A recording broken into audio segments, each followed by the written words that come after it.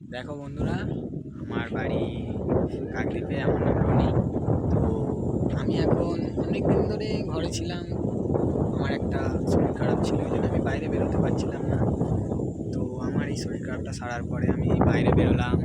তারপরে এই যে প্রকৃতির যে হাওয়ার সঙ্গে যে মাটির যে গন্ধটা, অনেকে অনেকে অনেক কাজের ফাঁকে, মানে কাজের ব্যস্ততায় বাইরে বেরোতে পারে না, বা অনেকে কি বলবো আর।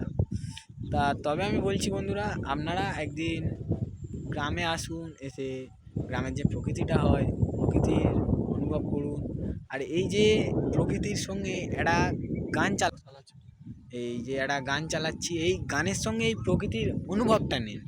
তো আপনারা গানটা শুনুন। একজনে ছবি আঁকে এক মনে, ও হয়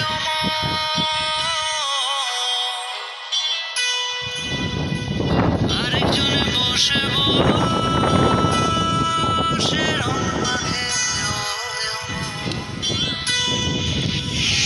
একজনে ছবি আঁকে এক মনে, ও হয় আরেকজনে বসে বসে রং মাখে। তো বন্ধুরা, আপনারা দেখলেন এই প্রকৃতির সঙ্গে এই গানের একটা আলাদাই মিল আছে। এই প্রকৃতিটা যেমন, গানটাও তেমন।